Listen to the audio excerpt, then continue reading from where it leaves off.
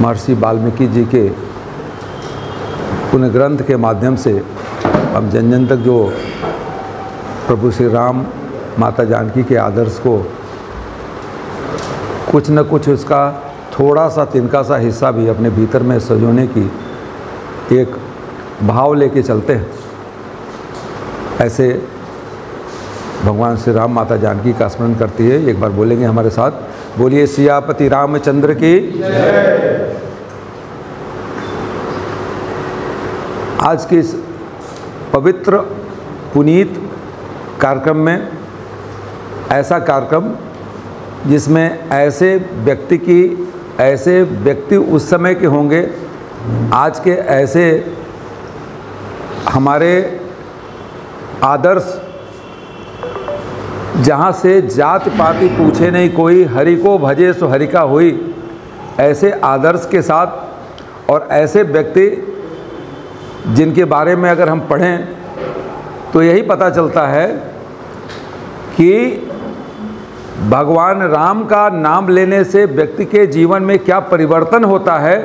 कि मरा मरा से राम राम हो गए।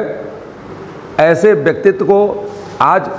जयंती के, कल जयंती था, उसके शुभ अवसर पर हम उनको याद कर रहे हैं, उनको नमन कर रहे हैं। इस अवसर पर हमारे बीच में संस्कार भारती के सम्मानीय श्री डॉक्टर रविन्द्रनाथ पाठक जी, श्री राजेश पांडे जी, डॉक्टर अशोक प्रियंबर जी,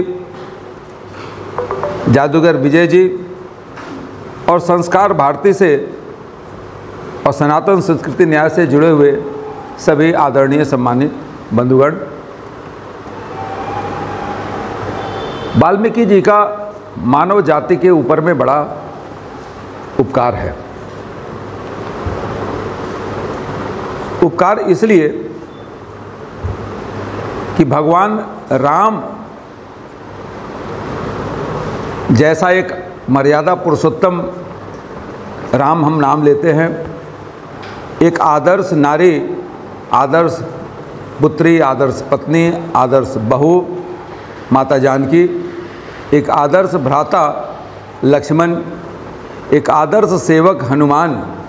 और एक आदर्श सैनिक जो भगवान राम की सैनिक रही है, जो उनके नेतृत्व में जो कार्य किया उन्होंने। गिलहरी का भी वही महत्व था जो एक बड़े योद्धा का था। और ऐसे लोगों को जो कार्य थे, उस कार्य को आप तक पहुंचाने का जिन व्यक्ति ने कार्य किया, क्योंकि मुझे आप सभी लोगों ने पीछे बताया ही कि पहले कुछ बातों से, अपने भाव से एक पीढ़ी से दूसरी पीढ़ी को हम अपनी इस ज्ञान को आगे बढ़ाते थे। उस ज्ञान को कहीं कहीं सजो के एक मोती में पिरो के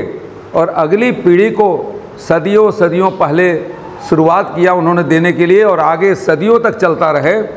ऐसे व्यक्तित्व को नमन करते हुए मैं अपनी वाणी को कुछ शब्दों में समेटने का कोशिश करूंगा। यह हम सब लोगों के लिए सौभाग्य का विषय है कि जिस धरती पे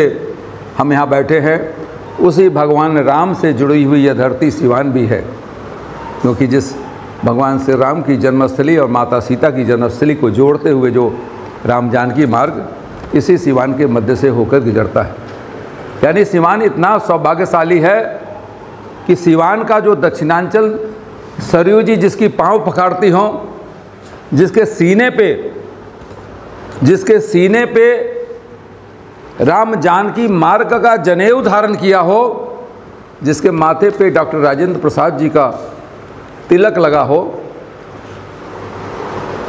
ऐसे पुनीत जगह पे, ऐसे प्रतिभाशाली जगह पे, ऐसे पुण्य जगह को कभी पीछे नहीं रहना चाहिए। और ये हम लोग का तो वाल्मीकि जी का तो बड़ा उन्होंने हम लोगों के ऊपर उपकार किया है कि कम से कम यह भी बताने की कोशिश की, और इस माध्यम के माध्यम से, कि खुद स्वयं वो जिस वर्ग में जन्म लिए थे, उस वर्ग और वर्ण की बात छोड़ के उनके कर्म इतने महान हो गए कि आज जब जाति पाति में लोगों को बांटने की लोग कोशिश करते हैं, तो उस समय अगर हम इनका स्मरण करें तो हमें समझ में आएगा कि कितना महान कार्य उन्होंने अपने आप में बदलाव करके किया था। ये जीवन में, मनुष्य के जीवन में जो परिवर्तन आते हैं वो समाज में एक दिखाने का कार्य रामायण के माध्यम से उन्होंने किया है। ये हम सब लोगों के लिए एक गर्व का विषय है। ऐसी संस्कृति में हम जन्मे हैं, ऐसी सनातन संस्कृति, सनातन धर्म में हम हैं, जो हम लोगों के लिए गर्व का विषय है। जिस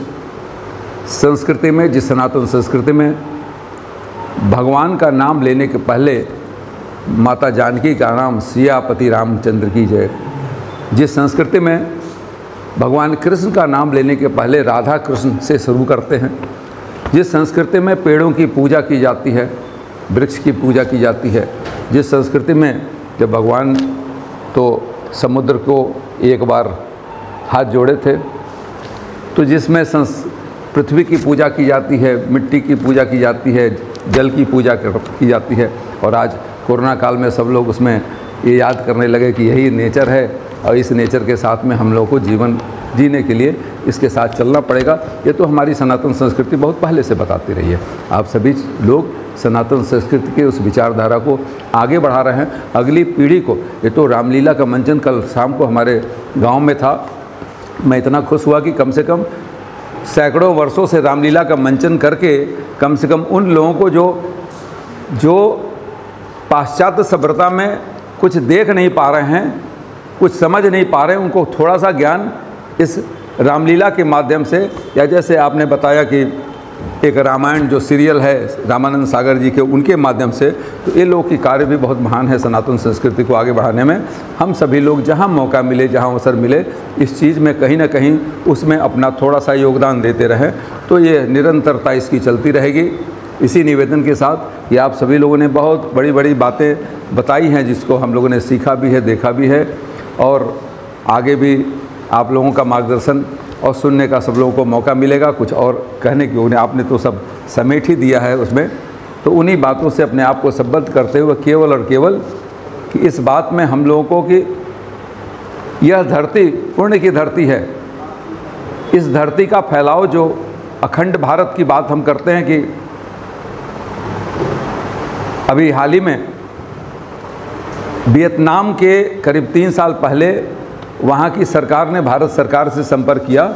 कि वियतनाम में शिव मंदिर बहुत है, शिवलिंग बहुत है। अभी अंकुर वाट की जिक्र आई थी, तो शिव मंदिर वहाँ शिवलिंग बहुत है,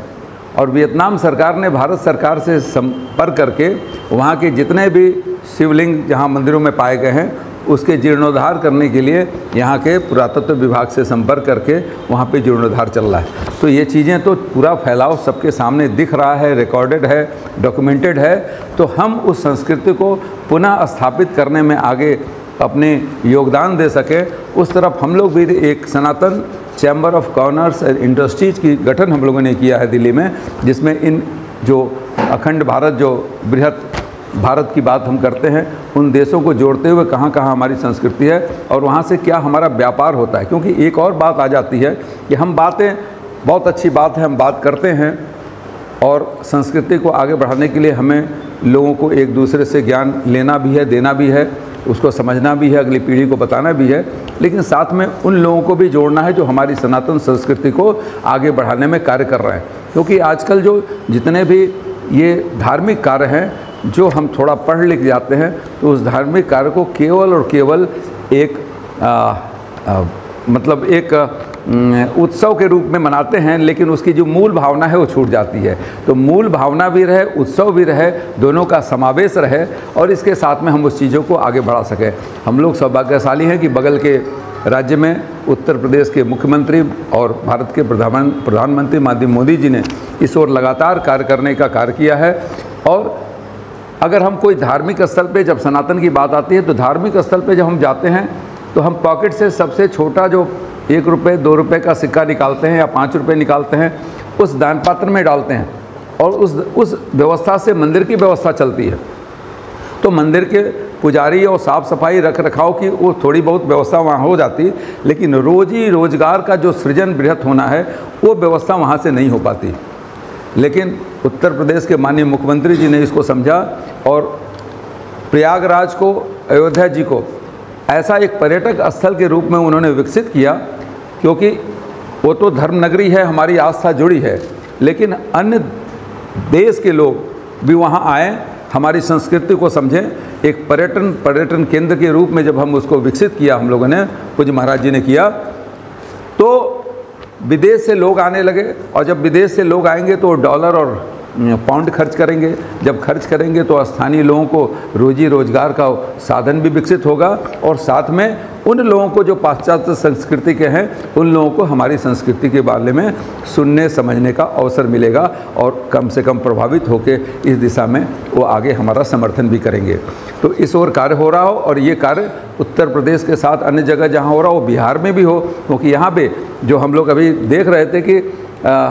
सरयू नदी के तट पर ग्यासपुर एक जगह है जहाँ पे भगवान राम से जुड़ा हुआ एक स्थल है। तो इस तरह से बहुत सारे ऐसे आस्था के स्थल हैं जिसको एक बड़े पर्यटन केंद्र के रूप में विकसित करके और सभी समाज के और बाहर के लोगों को जोड़कर उनको इस चीज़ को बताया जाता है। हम लोग इस अभियान में लगे हैं, और निवेदन है कि आप सभी लोग भी इस अभियान से जुड़ें, कि वो समाज का जो अंतिम व्यक्ति, निचले स्तर पर जो व्यक्ति बैठा है, क्योंकि इधर मैं देखता हूँ कि दुर्गा पूजा बहुत धूमधाम से होती है,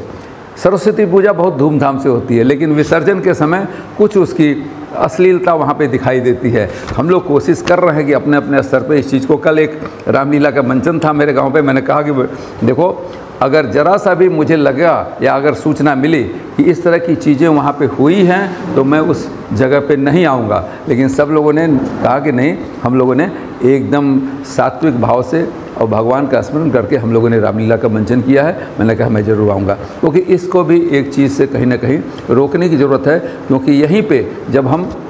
उस चीज़ को प्रकट करते हैं तो कहीं ना कहीं छोटी गलती अगर कर बैठते हैं, जो उसमें होश खो बैठते हैं, तो वहीं पे किसी को कहने का मौका मिलता है और फिर हम निरुत्तर हो जाते हैं वहाँ पे। तो इसी निवेदन के साथ का आपका अभियान है, आपके इस अभियान में मैं साथ हूँ, और हम लोग उसी कार्य को एक साथ कहीं ना कहीं कर रहे हैं, और जहाँ मेरी ज़रूरत हो मैं आपके साथ हूँ। धन्यवाद, नमस्कार।